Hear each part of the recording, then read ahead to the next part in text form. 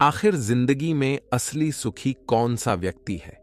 इस विषय पर गौतम बुद्ध की बेहद ही प्रसिद्ध कहानी की शुरुआत करते हैं। हम हमेशा उन चीजों के पीछे भागते रहते हैं जो हमारे पास नहीं हैं। हम भविष्य में उन्हें पाने के लिए लगातार प्रयास करते रहते हैं, लेकिन हम यह भूल जाते हैं कि जिस चीज को पाने का हम प्रयास कर रहे हैं, उसके कारण हमारा वर्तमान दुखी हो रहा है। हमारे वर्तमान की सारी खुशियां हमसे छिन रही हैं। इस कहानी में आप यह समझ पाएंगे कि किस प्रकार आपका जो वर्तमान है वही सर्वश्रेष्ठ समय है। इस समय को आपको भरपूर ढंग से जीना चाहिए, क्योंकि यह समय जो आज आपके पास है वह दोबारा नहीं लौटने वाला। बहुत समय पहले की बात है, एक नगर में एक बहुत ही गरीब व्यक्ति रहता था। वह जब भी किसी धनी व्यक्ति को देखता तो वह मन ही मन बोलने लगता और कहता, हे भगवान, तूने मुझे इतना गरीब क्यों बनाया? इन अमीर व्यक्तियों को देखो, ये लोग कैसे ढंग से खेल रहे हैं, जीवन का आनंद ले रहे हैं, और एक मैं हूं जो हर रोज एक एक पैसे के लिए तरस जाता हूं। मेरे पास तो फूटी कौड़ी तक नहीं है और यह लोग पैसे बर्बाद कर रहे हैं। हे भगवान, मुझे भी अमीर बना दे। एक दिन वह व्यक्ति इसी तरह बोल रहा था। तभी उसके पास से एक बौद्ध भिक्षु गुजर रहे थे। उन भिक्षु ने उस गरीब व्यक्ति की सारी बातें सुन ली और तभी वह बौद्ध भिक्षु उस व्यक्ति से कहते हैं, क्या बात है भंते, तुम इतने परेशान क्यों हो? तुम इतने दुखी क्यों लग रहे हो? क्या कोई तकलीफ है तुम्हें?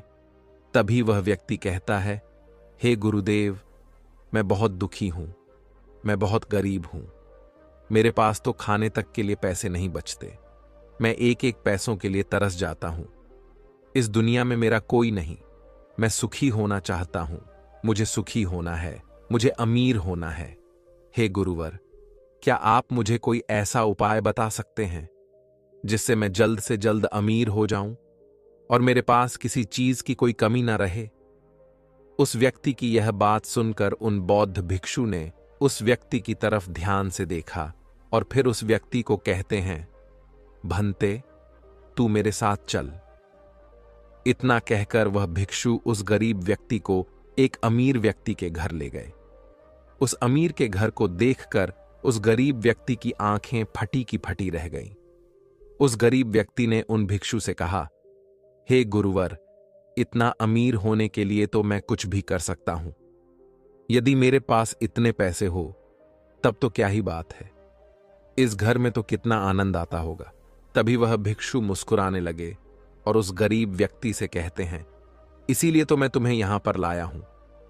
इतना कहते हुए भिक्षु उस व्यक्ति को उस घर के मालिक के पास ले जाते हैं और उस अमीर व्यक्ति से कहते हैं, तुम्हारे पास तो इतनी धन दौलत है, इतना आलीशान घर और सारे ऐश ओ आराम है, क्या तुम सुखी हो?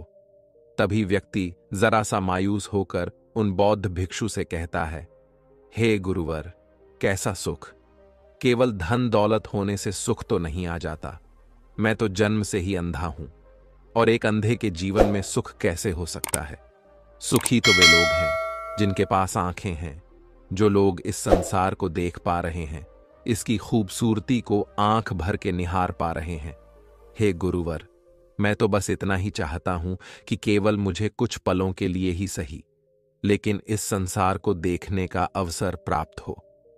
मैं कम से कम एक बार अपने माता पिता, अपने रिश्तेदारों को देख सकूं, और इसके लिए चाहे मुझसे मेरी कोई पूरी दौलत ही क्यों ना ले ले, मैं देने के लिए तैयार हूं। मैं इतना दुखी हूं जितना दुखी और कोई नहीं हो सकता। हे ईश्वर, आपने मुझे अंधा क्यों बनाया? तभी उन बौद्ध भिक्षु ने उस गरीब व्यक्ति की ओर इशारा करते हुए कहा, तुम्हारे पास एक बहुत दिग्गज अवसर है।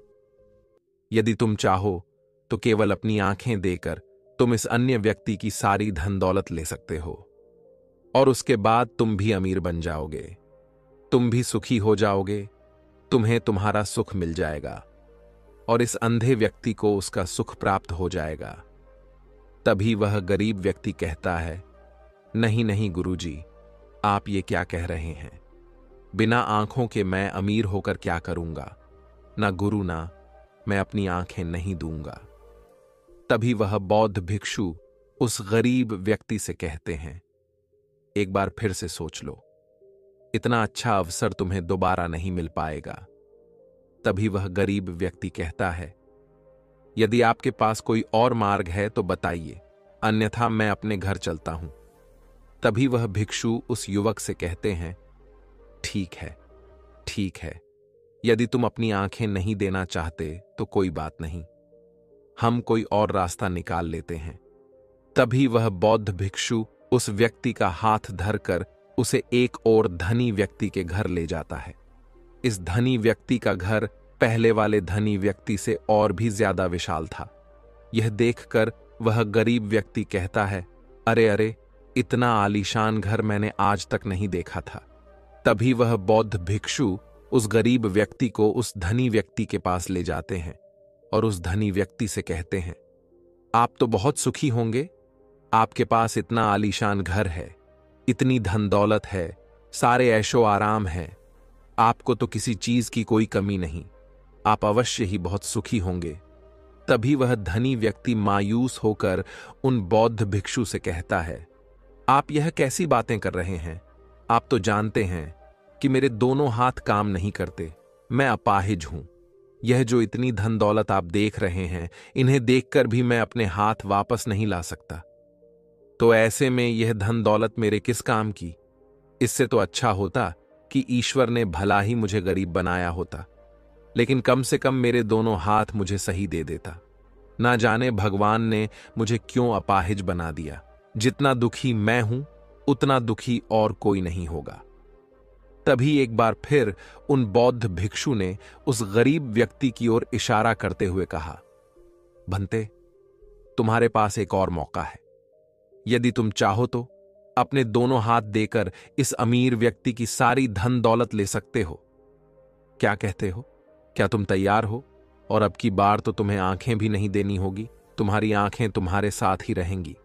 तभी वह गरीब व्यक्ति उन बौद्ध भिक्षु से कहता है, अरे महाराज, आप ये क्या कह रहे हैं? एक अपाहिज होकर मैं इस धन दौलत का क्या करूंगा? क्या आपके पास कोई ऐसा अमीर व्यक्ति नहीं है जिसका पूरा शरीर भी स्वस्थ हो और उसके पास बेशुमार धन दौलत भी हो? तभी वह बौद्ध भिक्षु उस व्यक्ति का हाथ धर करके उसे तीसरे अमीर व्यक्ति के पास ले जाते हैं। उस अमीर व्यक्ति के पास उसका अपना महल था। यह देखकर वह गरीब व्यक्ति उन बौद्ध भिक्षु से कहता है, हे गुरुवर, ये तो अवश्य ही बहुत सुखी होगा। इसके पास तो इतना आलीशान महल है, इसके पास तो इतनी सारी धन दौलत है, ये अवश्य ही बहुत खुश रहते होंगे, इनका जीवन तो आनंद में होगा। तभी वह बौद्ध भिक्षु उस गरीब व्यक्ति को उस धनी व्यक्ति के पास ले जाते हैं और फिर उस धनी व्यक्ति से कहते हैं, आप तो अवश्य ही खुश रहते होंगे, क्योंकि आपके पास इतना आलीशान महल है, इतनी सारी धन दौलत है, आपके पास तो सारी सुख सुविधाएं भी हैं, आपका जीवन तो आनंद में बीतता होगा। इसके जवाब में वह अमीर व्यक्ति कहता है, हे गुरुवर, कैसा आनंद! मुझ जैसा दुखी इस दुनिया में और कोई नहीं होगा। मैं आज बहुत दर्द में हूं। मेरी पत्नी ने मुझे धोखा दे दिया है, वह किसी और से प्रेम करती है जो मुझसे भी अमीर है। आज मुझे समझ आया कि यह धन दौलत कभी किसी को सुख दुख नहीं दे सकती, और जब मन में दुख हो तो यह धन दौलत किस काम की। मुझसे सुखी तो वह गरीब इंसान होगा जिसकी पत्नी कम से कम उसके साथ तो है, वो उसके साथ वफादार तो है। आज मैंने तय कर लिया है कि मैं अपनी पत्नी और उसके प्रेमी की हत्या कर दूंगा। यह सुनकर वह भिक्षु उस अमीर व्यक्ति से कहते हैं, इससे पहले कि तुम ऐसा कदम उठाओ, कम से कम मुझे भोजन तो करवा दो। जाओ और भोजन की व्यवस्था करो, और साथ में कुछ कांच के टुकड़े भी ले आना। वह धनी व्यक्ति सभी साधु संतों का बहुत आदर करता था, इसलिए वह उन बौद्ध भिक्षुओं की बात मान जाता है। लेकिन वह यह नहीं समझ पाता कि आखिर उन बौद्ध भिक्षु ने खाने के साथ कांच के टुकड़े क्यों मंगवाए हैं। लेकिन जैसा कि उन बौद्ध भिक्षु ने कहा था, वह अमीर व्यक्ति उसी प्रकार खाने की व्यवस्था कर देता है। वह भोजन के साथ कुछ कांच के टुकड़े लेकर उन बौद्ध भिक्षु के पास पहुंचता है। तभी वह बौद्ध भिक्षु, वह गरीब व्यक्ति और वह धनी व्यक्ति तीनों एक साथ भोजन करने बैठते हैं। और उसी समय बौद्ध भिक्षु कुछ कांच के टुकड़े उठाकर उस अमीर व्यक्ति के भोजन में मिला देते हैं और उससे कहते हैं, लो, अब तुम इसे खा सकते हो। वह अमीर व्यक्ति अचंभित हो गया और उन बौद्ध भिक्षु से कहता है, हे गुरुवर, आप यह क्या कह रहे हैं? इस खाने में तो कांच के टुकड़े आपने मिलाए हैं। इस भोजन को मैं कैसे खा सकता हूं? यदि यह भोजन मैं करूंगा तो इससे मुझे बहुत तकलीफ होगी और हो सकता है कि मेरी मृत्यु भी हो जाए। तभी वह भिक्षु मुस्कुराने लगे और उस अमीर व्यक्ति से कहते हैं, तुम्हें यह बात तो समझ में आ गई, लेकिन तुम्हें यह बात नहीं समझ में आती कि अगर इस भोजन को खाना है तो इस भोजन के कांच के टुकड़ों को तुम्हें निकालकर अलग करना ही होगा। तभी यह भोजन तुम्हारे खाने योग्य बनेगा और तब यह भोजन तुम्हें कोई तकलीफ नहीं देने वाला, बल्कि तुम्हें सुख ही प्रदान करेगा। इस पर वह अमीर व्यक्ति अचरज में उन बौद्ध भिक्षु से कहता है, हे गुरुवर, आखिर आप क्या कहना चाहते हैं? तभी वह बौद्ध भिक्षु उस अमीर व्यक्ति से कहते हैं, ऐसे लोग जो कांच के टुकड़े के समान है, यदि तुम उनके साथ चिपके रहोगे तो तुम्हें दर्द तो अवश्य ही होगा। जिस प्रकार यह कांच का टुकड़ा मिला हुआ भोजन तुम्हें दर्द प्रदान करेगा, इसलिए इसका समाधान तो यही है कि तुम इन कांच के टुकड़ों को भोजन से अलग कर दो और जो है उस पर ध्यान दो, अर्थात कि तुम उन लोगों को भूल जाओ जो तुम्हारे जीवन में नहीं है और उन लोगों पर ध्यान दो जो इस समय तुम्हारे साथ हैं, जैसे कि तुम्हारी पुत्री। वह भी तो तुम्हारे प्यार की भूखी है। क्या तुम्हारा यह कर्तव्य नहीं है कि तुम उसका ख्याल रखो, उसकी परवरिश करो? आगे भिक्षु उस अमीर व्यक्ति से कहते हैं, सुख तो तुम्हारे पास ही है, बस इन कांच के टुकड़ों को, अर्थात अपनी पत्नी और उसके प्रेमी की हत्या करने का यह विचार अपने मन से निकाल दो, अन्यथा यह कांच के टुकड़ों से मिला हुआ भोजन के समान ही होगा और इसका परिणाम भी बहुत भयानक होगा। वह भिक्षु इतना कहकर शांत हो गए और उस अमीर व्यक्ति को भी उन भिक्षु की बात समझ में आ गई। उन्होंने तुरंत ही उन बौद्ध भिक्षु के चरण छुए और वह अमीर व्यक्ति कहने लगा, हे गुरुवर, आपने मुझे पाप करने से बचा लिया है। मैं आपका बहुत बहुत आभारी हूं। उसके बाद वह भिक्षु उस गरीब व्यक्ति को लेकर आगे की ओर निकल जाता है। तभी रास्ते में वह गरीब व्यक्ति उन भिक्षु से कहता है, हे गुरुवर, क्या इस दुनिया में ऐसा कोई नहीं है जो सुखी हो? तभी वह भिक्षु उस गरीब व्यक्ति से कहते हैं, भंते, आखिर तुम सुखी क्यों नहीं हो? इस पर वह गरीब व्यक्ति कुछ देर के लिए सोच विचार करता है, लेकिन उसके पास कोई जवाब नहीं होता। तभी वह भिक्षु उस गरीब व्यक्ति से कहते हैं, क्योंकि तुम्हें वह चाहिए जो तुम्हारे पास नहीं है। तुम्हारे पास धन नहीं है और तुम्हें धन चाहिए। तुम अमीर होना चाहते हो। तुम्हें लगता है कि वह तुम्हें सुख देगा, लेकिन तुम इस वास्तविकता को भी भूल रहे हो कि बाद में तुम्हें दुख भी वही देगा। जैसे कि जब हम पहले एक अमीर व्यक्ति के पास पहुंचे थे तो उसके पास आंखें नहीं थीं। उसके पास जो नहीं था वह उसके लिए बिलख रहा था, जबकि उसके पास तो बेशुमार धन दौलत थी और उसका पूरा शरीर भी पूरी तरह से स्वस्थ था, लेकिन उसका ध्यान उस पर नहीं था। वह उसे छोड़कर उन चीजों के पीछे भाग रहा था जो उसके पास नहीं थीं। इसी तरह से दूसरे अमीर व्यक्ति के पास आंखें थीं, धन दौलत भी थी, लेकिन हाथ नहीं थे। इसी प्रकार जो चीज उसके पास थी वह उसका आनंद नहीं ले रहा था, बल्कि वह तो इस दुख में था कि उसके पास उसके हाथ नहीं है। और ठीक इसी प्रकार से तीसरा अमीर व्यक्ति भी दुखी था, क्योंकि उसके पास तो धन दौलत भी थी, ऐशो आराम भी था और उसके पास तो उसका पूरा शरीर भी था।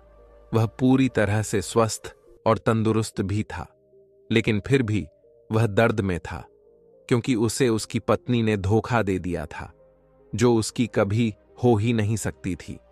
जो स्त्री केवल धन के लिए किसी और के साथ भाग जाए, क्या वह उसका साथ कभी दे सकती थी? नहीं। लेकिन उस अमीर व्यक्ति के पास जो था, अर्थात उसकी पुत्री, वह उसके बारे में सोच ही नहीं रहा था। आगे वह भिक्षु उस गरीब व्यक्ति से कहते हैं, अमीर गरीब होने से दुख और सुख का कोई मतलब नहीं होता। अमीर हो या गरीब, हमारे दुखी होने का एकमात्र कारण यही होता है कि हम हमेशा उन चीजों के पीछे भागते रहते हैं जो हमारे पास हैं ही नहीं, और जो वर्तमान में हमारे पास है हम उस पर ध्यान ही नहीं देते और ना ही उसका आनंद ले पाते हैं। हम तो केवल भविष्य में घूमते रहते हैं, भूतकाल में अटके रह जाते हैं, और यह सारी गलतियां हम वर्तमान की जमीन पर करते हैं।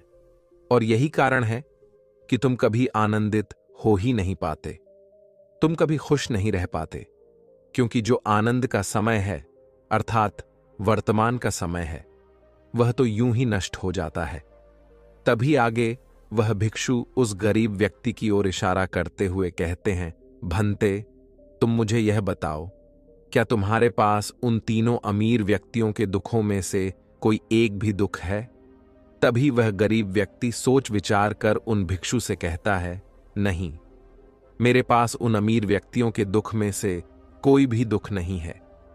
इस पर भिक्षु उस गरीब व्यक्ति से कहते हैं, तो फिर तुम दुखी क्यों हो?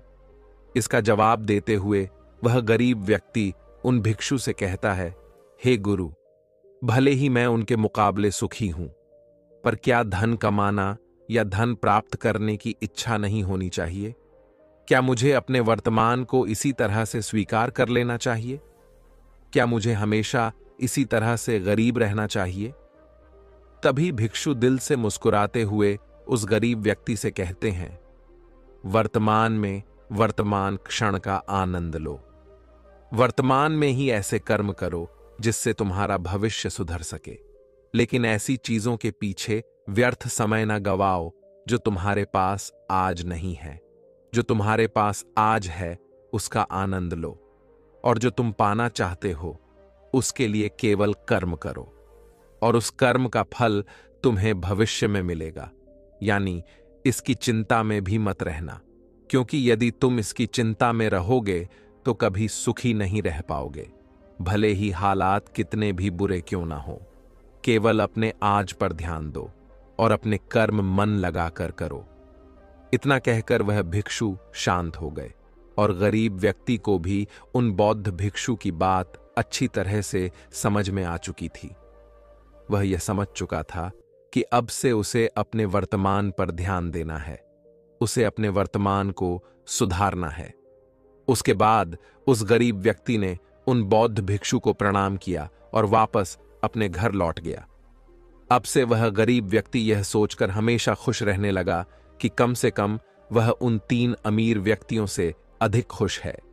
उसके पास अधिक खुशियों की वजह है। हां, यह बात और है कि उसके पास धन नहीं है, लेकिन उसके पास ऐसी चीजें हैं जो धन से कहीं ज्यादा कीमती हैं, और वह है उसका पूरा शरीर जो पूरी तरह से स्वस्थ है। दोस्तों, मैं उम्मीद करता हूं कि यह कहानी सुनने से आपके जीवन में अच्छे बदलाव आए होंगे। आपको इस वीडियो से क्या सीखने मिला, यह कमेंट करके जरूर बताइए, और अपने परिवार, दोस्तों या आपके करीबी इंसान के साथ यह कहानी शेयर करके उन्हें भी इस ज्ञान से परिचित करवाए। बाकी अगर आपको यह वीडियो दिल से अच्छी लगी हो तभी इस वीडियो को लाइक कर देना, और आपने अब तक इस चैनल को सब्सक्राइब ना किया हो तो चैनल को सब्सक्राइब भी जरूर कर देना। आपका हर दिन शुभ हो और खुशियों से आपका जीवन भरा रहे। धन्यवाद। नमो बुद्धाय। चलिए बढ़ते हैं दूसरी कहानी की तरफ। इस कहानी में एक अजीब सा रहस्य बताया गया है, जिससे आप अपने अवचेतन मन की शक्ति को इस्तेमाल करके जिंदगी की कठिन से कठिन सफलता आसानी से प्राप्त कर सकते हैं। कैसे अपने अवचेतन मन की शक्ति को इस्तेमाल करना है, इसकी विधि क्या है, इस विषय पर हम आज एक अद्भुत कहानी आपको सुनाएंगे। दोस्तों, हमारा जो चेतन मन होता है उससे करीब 9 गुना अधिक ताकतवर हमारा अचेतन मन होता है।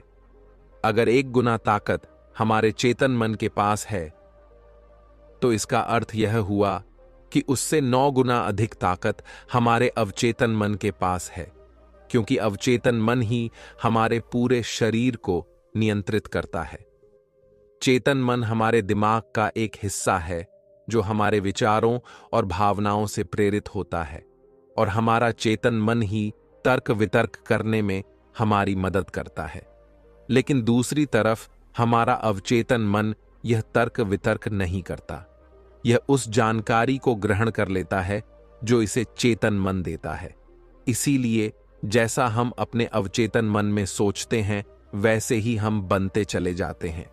क्या आपने कभी इन बातों पर विचार किया है कि कोई व्यक्ति दुखी क्यों है और वहीं पर दूसरा व्यक्ति इतना सुखी क्यों है? एक व्यक्ति सुख और समृद्धि से भरा हुआ है, वहीं पर दूसरा व्यक्ति इतना गरीब और दुखी क्यों है? एक व्यक्ति भयभीत है, जबकि दूसरा व्यक्ति आस्था और विश्वास से भरा हुआ है। एक व्यक्ति आलीशान महलों में रहता है, वहीं पर दूसरा व्यक्ति गरीब और टूटी फूटी कुटिया में रहता है। कोई बहुत सफल है तो कोई असफल। कोई व्यक्ति जरा सी मेहनत करके सफलता प्राप्त कर लेता है, और वहीं पर कोई दूसरा व्यक्ति जीवन भर मेहनत करने के बाद भी असफल ही रह जाता है। तो आखिर इन सब चीजों का कारण क्या है? क्या आपने कभी इन पर विचार करने की कोशिश की है? हमारे जीवन में जो भी अच्छा है वह हमारे चेतन मन पर निर्भर करता है। अर्थात यदि आप अपने चेतन मन में यह बात भरेंगे कि मेरे साथ जो कुछ भी होगा वह अच्छा होगा, मेरे साथ जो कुछ भी हो रहा है वह अच्छा हो रहा है, और मैं एक दिन कामयाब जरूर बनूंगा, तो आप अवश्य ही अपने जीवन में कामयाब बन जाएंगे। वहीं पर यदि आप अपने अवचेतन मन में बुरी बुरी बातें रखेंगे, अर्थात नकारात्मक बातें कहेंगे, तो आपके जीवन में केवल नकारात्मकता ही भर जाएगी और आपके साथ कुछ भी अच्छा नहीं होगा। आप जहां जाएंगे वहां पर आपके हाथ केवल असफलता ही लगेगी। आप हमेशा निराश और परेशान ही रहेंगे, लेकिन उनका हल आपको कभी नहीं मिल पाएगा। इसलिए यदि आप भी अपने मन को अच्छी तरह से जानना चाहते हैं, वह सेवा काम करवाना चाहते हैं जो आप चाहते हैं, उसे अपने नियंत्रण में रखना चाहते हैं, तो इस कहानी को अंत तक जरूर देखिएगा, क्योंकि इस वीडियो में आपको ऐसी महत्वपूर्ण जानकारियां मिलेगी जिसकी मदद से आप अपना जीवन अच्छे से जी सकते हैं। आप जो चाहे उसे हासिल कर सकते हैं। आप जिस भी लक्ष्य को प्राप्त करना चाहते हैं उसे आप प्राप्त कर सकते हैं।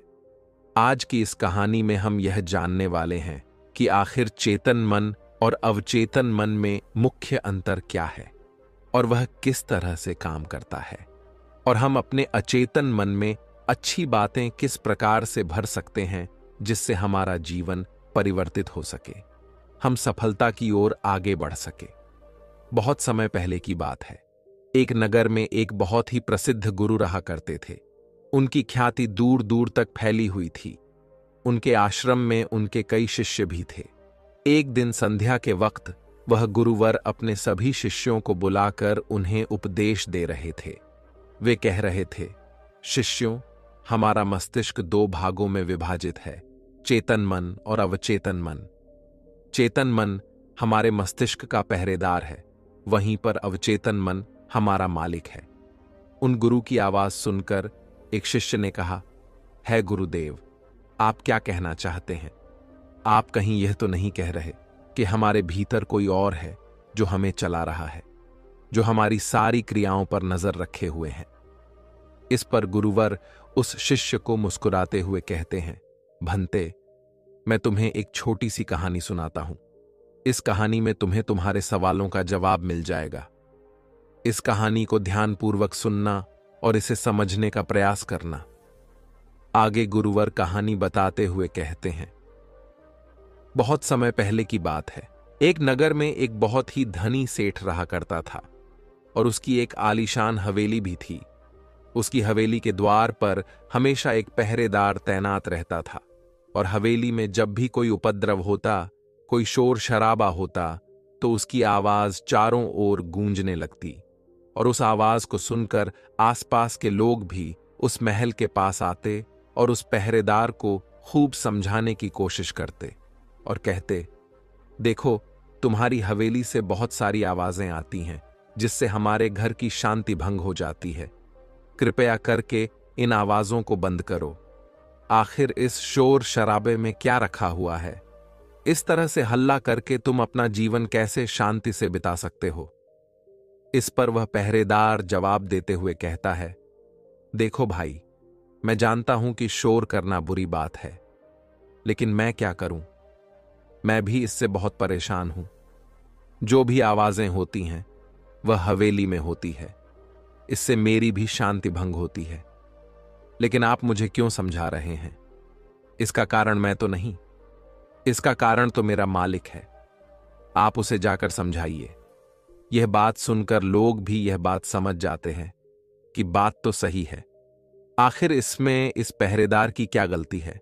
यह तो केवल अपना काम कर रहा है। गलती तो मालिक ही है। वह उपद्रव करता है, वह शोर शराबे करता है, और जब भी उसे यह सब करने का मन होता है तो वह हवेली के बाहर आता है और उपद्रव करके वह वापस हवेली में जाकर बैठ जाता है। और जिन लोगों को भी उस हवेली के मालिक से तकलीफ होती है, जिनकी भी शांति भंग होती है, वे सभी आकर उस पहरेदार को ही समझाने का प्रयास करते हैं। वह उसे खूब सुनाते हैं, लेकिन क्या इससे यह समस्या सुलझेगी? इस प्रश्न के साथ गुरुवर अपने शिष्य से कहते हैं, तुम ही बताओ, इसका क्या समाधान है?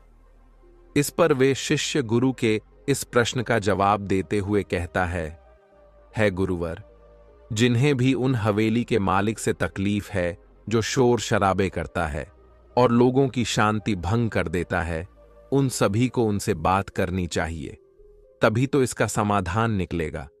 भला पहरेदार की इसमें क्या गलती है? वह तो केवल अपना काम कर रहा है, और वह उससे ज्यादा कर भी क्या सकता है? उसके हाथों में तो और कुछ भी नहीं है। इस पर वह गुरुवर मुस्कुराते हुए अपने उस शिष्य से कहते हैं, भंते, ठीक इसी तरह से हमारा मन भी होता है।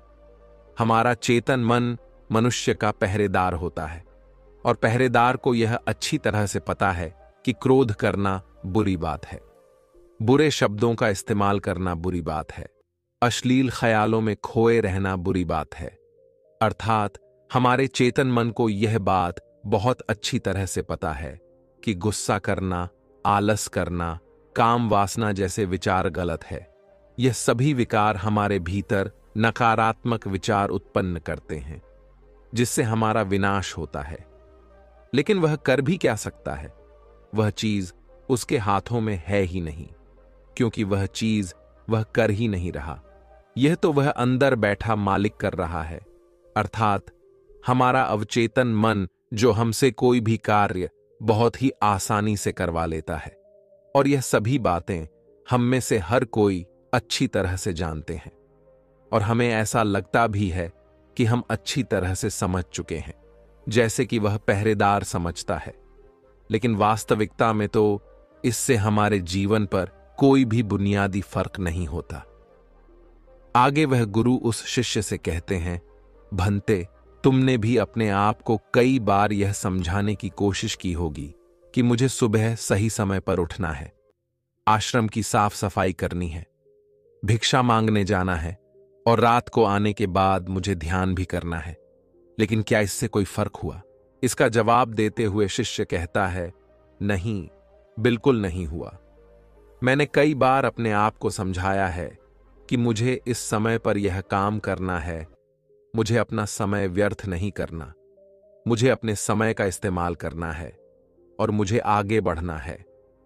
लेकिन मैं चाहकर भी उन सभी कार्यों को समय पर नहीं कर पाता। इस पर वह गुरुवर अपने उस शिष्य से कहते हैं, भंते, जब भी हम अपने आप को कुछ समझाने का प्रयास करते हैं तो हमें ऐसा लगता है कि अब हम समझ चुके हैं और अब हमसे कोई गलती नहीं होने वाली, और हम सोचते हैं ज़रेनिया कि अब हमारा जीवन बदल जाएगा, हम जो भी करेंगे अब वह सही होगा, अब तो हम जीवन में सफलता प्राप्त कर ही लेंगे। लेकिन दूसरे ही पल हम यह पाते हैं कि हमारे जीवन में कोई बुनियादी बदलाव आया ही नहीं है, और ऐसा केवल हमारी नासमझी के कारण होता है। हम अपनी नासमझी के कारण अवचेतन मन की जगह पर अपने चेतन मन को समझाने का प्रयास करते हैं, अर्थात मालिक को त्याग कर हम पहरेदार से बात करते रहते हैं और उसे समझाने की कोशिश करते हैं। लेकिन तुम यह भूल जाते हो कि आखिर वह पहरेदार कर भी क्या सकता है। वह सब उसके हाथों में है ही नहीं है। हमें तो अपने अवचेतन मन को समझाने की आवश्यकता है। हमारी बुद्धि अर्थात वह पहरेदार जो यह समझ जाता है कि क्या सही है और क्या गलत, उसे कब क्या करना है, क्या नहीं करना। लेकिन यह सारी बातें केवल हमारे पहरेदार अर्थात हमारे चेतन मन के सीमित रह जाती हैं। यह सारी बातें हवेली के उस मालिक अर्थात हमारे अवचेतन मन तक तो पहुंच ही नहीं पाती, और यही कारण है कि हमारे जीवन में कभी कोई बुनियादी बदलाव हो ही नहीं पाता। ठीक उसी प्रकार जैसे कि यदि आपसे कोई कहता है कि पौधे में पानी भरोगे तो वह पौधा एक दिन वृक्ष होगा और फिर उसमें फल आएंगे, और आप उस बात को मान लेते हैं और उस पौधे में पानी भी देते हो, लेकिन आप पौधे की पत्तियों पर पानी देते हो और सोचते हो कि इसमें फल आएंगे। लेकिन जरा एक बार के लिए यह सोचिए, अगर पत्तियों में पानी दोगे तो उसमें फूल और फल कैसे आएंगे। हमें तो उस पौधे की जड़ में पानी देने की आवश्यकता है, लेकिन हम में से अधिकांश लोग केवल पत्तियों पर ही पानी छिड़क कर अपने आप को बहुत भाग्यशाली समझने लगते हैं। लेकिन वे यह भूल जाते हैं कि जो जो पानी वह पत्तियों पर दे रहे हैं वह पानी पेड़ की गहराइयों में तो जा ही नहीं पा रहा, तो ऐसे में उस पौधे पर फल कैसे लगेंगी।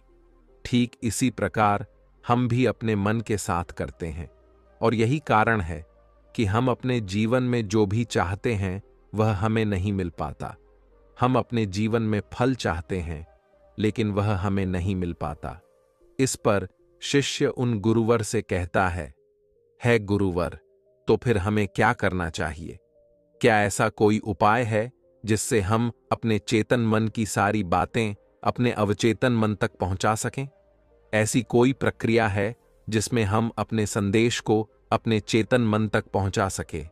इस पर वह गुरुवर शिष्य से कहते हैं, भंते, यदि तुमने अपने संदेश को चेतन मन तक पहुंचा दिया, तब तुम जो चाहोगे वह इच्छा प्राप्त कर सकते हो। तुम जैसा चाहो उस लक्ष्य को प्राप्त कर सकते हो, क्योंकि हमारा अवचेतन मन हमारे चेतन मन से 9 गुना अधिक शक्तिशाली होता है। आपने कभी ना कभी यह देखा ही होगा कि एक मनोवैज्ञानिक जब किसी के मन के गुप्त राज को जानने की कोशिश करता है, तब वह मनोवैज्ञानिक जब उसके मन की बात को बाहर निकलवाना चाहता है, उसके अतीत में जो भी घटना घटी है उसमें साफ साफ रूप से प्रवेश करना चाहता है, तो इसके लिए वह हाइप्नोसिस का उपयोग करते हैं। और आप में से अधिकांश लोगों ने इस प्रक्रिया को देखा ही होगा। इस प्रक्रिया का प्रयोग करके मन की सारी सूचनाएं अपने आप ही बाहर निकलती हैं।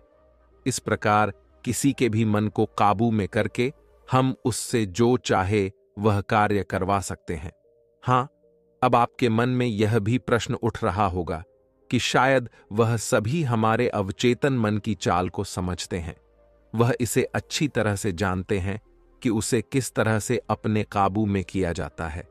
तो इसका जवाब बहुत ही सीधा और सरल है, और इसका जवाब है हां, क्योंकि उन्होंने इसके ऊपर कई बार प्रयोग किया है और वह इसमें इतने निपुण हो जाते हैं कि वह किसी भी दूसरे मन पर अपना काबू कर सकते हैं। और अगर आप भी अपने अवचेतन मन की बात को समझते हैं, अपने मन की चाल को समझते हैं, तो आप भी अपने ही नहीं बल्कि किसी दूसरे के मन को भी वश में कर सकते हैं। आगे गुरुवर अपने उस शिष्य से कहते हैं, भंते, अपने अचेतन मन तक संदेश पहुंचाने के लिए आपको अपने चेतन मन को शांत करना होगा, उसे सुलाना होगा। और ऐसा इसीलिए क्योंकि हमारा चेतन मन तर्क वितर्क करने में माहिर है। वह एक पहरेदार है, वह हमारी रक्षा के लिए हमेशा तैनात रहता है। इसीलिए जब भी तुम अपना कोई संदेश उस चेतन मन तक पहुंचाने की कोशिश करोगे जरेनिया, तो वह तुमसे तर्क वितर्क जरूर करेगा। और हमें अपनी बात अपने मालिक तक पहुंचाने की इजाजत तक नहीं देगा।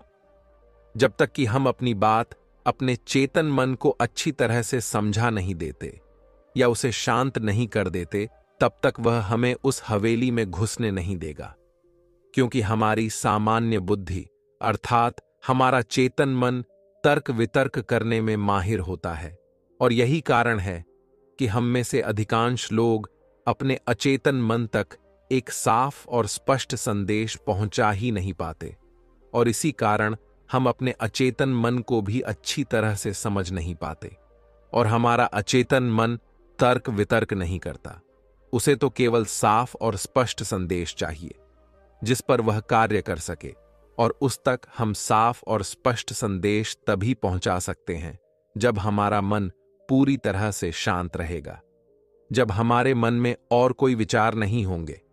और यही कारण है कि जब एक मनोवैज्ञानिक किसी के मन पर प्रयोग करता है, उसके मन को काबू करने की कोशिश करता है, उससे मनचाही बात निकलवाने की कोशिश करता है, तो सबसे पहले वह उसके चेतन मन को ही सुलाते हैं। आपने कहीं ना कहीं यह तो देखा ही होगा कि उनके सामने एक पेंडुलम जैसी चीज उनकी आंखों के सामने रख दी जाती है और उसे घुमाया जाता है, जिसे लगातार देखने के बाद वह व्यक्ति पूरी तरह से निद्रा में चला जाता है, और इस कारण उसका चेतन मन पूरी तरह से शांत हो जाता है। और जब उसका पहरेदार पूरी तरह से सो जाता है और उसके पास तर्क वितर्क करने के लिए कोई नहीं बचता, तब वह वैज्ञानिक आसानी से उस हवेली में जाता है और उस मालिक से जी भर के बातें करता है। जो बातें वह चाहता है वह बातें वह उससे निकलवा देता है। टिब के एक महान दार्शनिक ने कहा था कि अगर बात समझ में आ जाए तो आपका जीवन परिवर्तित हो जाता है। लेकिन उन्होंने वह बात उस समय के लोगों के लिए कही थी, क्योंकि उस समय टिब और बाकी दुनिया के लोग बहुत सरल हुआ करते थे। उनका मन बहुत साफ हुआ करता था, और उनको जो भी बातें बताई जाती थीं, वह उन बातों को बहुत शांतिपूर्वक सुनते और समझते थे। उस समय कोई भी तर्क वितर्क नहीं करता था, और जब कोई व्यक्ति तर्क वितर्क करने में माहिर होता था तो वह उसे तर्क वितर्क करने देते और शांति से केवल उसकी बातें सुनते। जब तक कि व्यक्ति तर्क वितर्क करके थक ना जाए तो वह गुरु के पास वापस आता है और उनसे कहता है गुरुवर, मैं अब तर्क वितर्क करके थक चुका हूं, लेकिन उससे मुझे कुछ भी हासिल नहीं हुआ। कृपया करके अपना कोई मार्ग बताइए। आप मुझे अपने तरीके से समझाएं। अब मैं उसमें कोई भी अवरोध उत्पन्न नहीं करूंगा। ठीक इसी प्रकार से हमारी बुद्धि भी काम करती है। जब हमारा मस्तिष्क तर्क वितर्क करके थक जाता है, तब उसे इस बात का एहसास होता है कि तर्क वितर्क करके उसे कुछ भी हासिल नहीं होने वाला, और उस समय तक उसे कुछ भी समझ में नहीं आएगा। अगर आपको यह वीडियो दिल से अच्छी लगी हो, तभी इस वीडियो को लाइक कर देना, और आपने अब तक इस चैनल को सब्सक्राइब ना किया हो तो चैनल को सब्सक्राइब भी जरूर कर देना। आपका हर दिन